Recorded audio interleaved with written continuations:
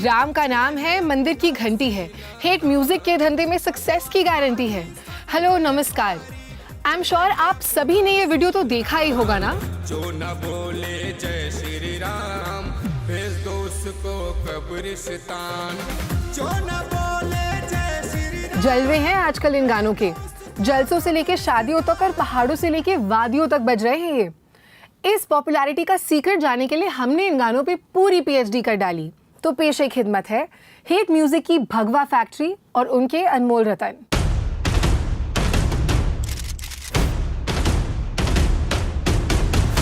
तलवारें लहराओ और घर से बाहर आओ, इन लफ्ज खाद फैलाने वालों का गाइंड कर डालो।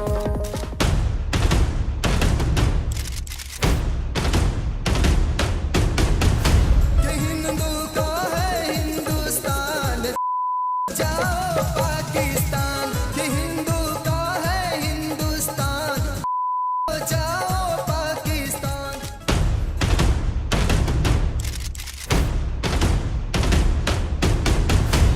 कार सेवकों ने दी जो बलिदानी, उनकी याद करो।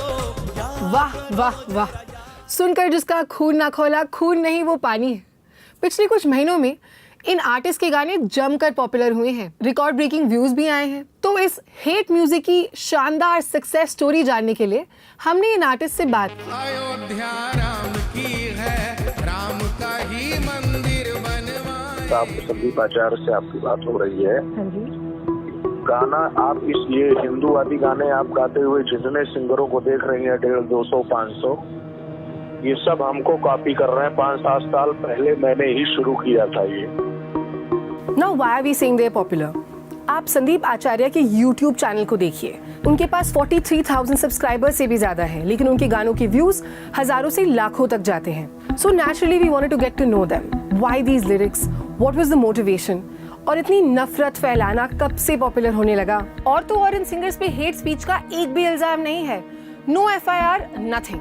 Despite the words in their songs violating several sections of the Indian Penal Code, like Section 153A, promoting hatred between religious groups, Section 295A, insulting religion or religious beliefs, Section 5052, promoting enmity between different religious groups. तो शुरू करते हैं type 1, Sandeep Acharya, 44,300 YouTube subscribers, earns around ₹1.5 lakh a month. Performs for Bajrang Dal, Hindu Yuva Vahini, VHP and other Hindu groups. Releases 2 to 3 songs a month. आप क्या ऐसे कोई local organisation से आप क्या आप उनके पार्ट हैं, उनके मेंबर हैं आप?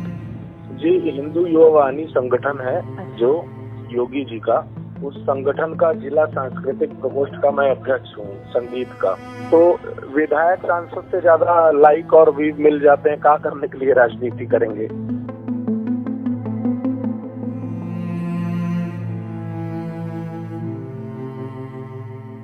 तो आपके भी मुसलमान दोस्त हैं सर?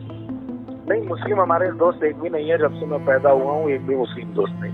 अच्छा। हमको दरअसल ऐसा लगता है कि ये सब हिंदू ही हैं और सब कन्वर्ट होके राह से भटक गए हैं। आप हिंदुस्तान को सिर्फ हिंदुओं का राष्ट्र समझते हैं? तो 47 में देश बटा था तो क्या हुआ था, क्यों बटा था देश? 47 में धर्म के आधार पर देश बटा था। तो जब धर्म के आधार पर देश बटा तो हिंदू इधर, मुस्लिम उधर। But Acharya ji is forgetting that Muslims don't need his permission to stay in India, that they're as much Indian as he is. अब जो मुस्लिम यहाँ रह गए उनको रहने दिया गया कि आप रहिए, ठीक है, अच्छी बात है। तो आप हमारे सर पे थोड़ी चढ़ जाएंगे। वो हमारे किसी कार्य में वो हमारी ही आस्था में बाधा न डाले ना। जैसे राम जन्म भूमि का मैटर है या जो भी आता है ऐसा मुद्दा, तो इन विषयों में उनको नहीं ज्यादा प्रवेश करना चाहिए। वो रह रहे हैं, शांति से रह रहे हैं, खा पी रहे हैं, मौज कर रहे हैं, क्या दिक्कत है उसको? तो आचार्य जी एक तरीके से मानते हैं that Muslims are guests in India and that they shouldn't bother Hindus. और इसी सोच के हिमालय पर्वत से निकलती है उनकी गानों की गंगा। दुनिया जाने शूल छुपाए बैठे हो मक्का मदीने में, मक्के में ही जल चढ़ाऊंगा अब की सावन के पावन महीने में। ये इस गाने को लिखने का आपका इंस्पिरेशन क्या था सर? पहले हमको ये बताइए, ये क्वेश्चन भारत में रहने वाला कोई कैसे पूछ सकता है? जैसे भारत का अगर कोई है जो इंडियन है, उसको मक्के में जो जिसको ये लगता है कि मक्के में शिवलिंग नहीं है, जो इतिहास हम लोग पढ़े हैं उस हिसाब से तो मक्के में शिवलिंग ही था। पहले तो इन गानों में लोगों को तलवारें उठाने के लिए बोला जा रहा है और उसके ऊपर the imagery that is used in the songs includes grabs of lynching, the Babri Masjid demolition, protest in Kashmir and stone pelting instances. कुछ चीजें तो जो पत्रकार भाई बंधु हैं उनको भी थोड़ा सा कुछ चीजों का ध्यान देना चाहिए कि जो एडिटर होते हैं, वीडियो एडिटर वगैरह, कैमरामैन वगैरह, वो एक नौकरी कर रहे हैं, तो उनको इतनी जानकारी धाराओं की, कानून की, संविधान की, वो इतना पढ़े लिखे, इतना काबिल नहीं है, तो वो फुटेज लगाने में उनसे गलतियां हो सकती हैं। अब टाइप 1 से चलते हैं टाइप 2 पर, to a poster boy for singers who converted from Bhojpuri to हिंदूवादी music. Prem Krishna Vanshi, computer science engineer, 33,000 YouTube subscribers. His income is rupees 20 to 50,000 per show. Performs for Hindu groups and religious festivals.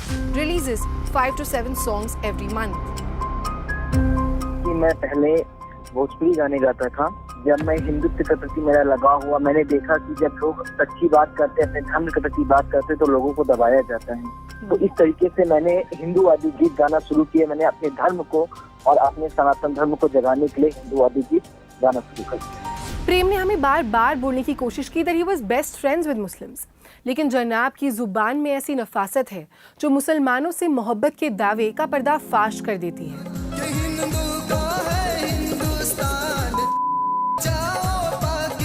Last paragraph में बोला है हिंदू का है हिंदुस्तान, जाओ पाकिस्तान। आपने बोला बोलने का मेरा कारण सिर्फ इतना था कि मैं ऐसे हजारों लोगों को, हजारों मतलब काफी लोगों को जानता हूँ कि जो हिंदुस्तान में रहते हैं लेकिन वो चाहते हैं कि जाए पाकिस्तान जीते। तो मतलब मुसलमानों के लिए ही है ना फिर? मैम अगर देखा जाए तो मुसलमान के लिए, क्योंकि उनको बुरा लगता है। अगर इतना था किसी ने पूरा गाना, बहुत कम लोग सुनते हैं। आपने ये सीधा क्यों बोला, इसका मतलब क्या है सर? आज मुझे बताइए, 100 में 98% टेररिस्ट हमेशा मुस्लिम ही होता है। आज तक अक्षय कुमार जी को कभी नहीं रोका गया, शाहरुख खान, सलमान खान, कितने ऐसे लोग जिनको अमेरिका में रोक के उनके पूरा सेमलेस किया गया कि सब चेकिंग हुई, ऐसा क्यों है? अब चलते हैं टाइप 3 के पास, द कंपैरेटिवली सेंसिबल बट कट्टर हिंदू। पवन Verma earns rupees 30 to 35,000 for each show, performs for religious gatherings, weddings and VIPs, and releases 2 to 3 songs every month. याद करो जरा याद करो, कुर्बानी उनकी याद करो, कार सेवकों ने जो दी थी, बलिदानी उनकी याद करो। कार सेवकों ने जो किया उन्होंने, हाँ ठीक ही किया है, सही है, सही है, सही है। जो उन्होंने तोड़ा था मस्जिद को, सही किया। मस्जिद था क्या वो तो कुछ था ही नहीं ना मैडम, उसमें कोई कुछ करता ही नहीं था, कोई वहाँ पे कभी कोई नमाज नहीं अदा करने गया, उसमें कुछ होता ही नहीं था। तो वो बाबरी मस्जिद था, वो राम मंदिर था सबसे पहले, एज अ हिंदू वो राम मंदिर था।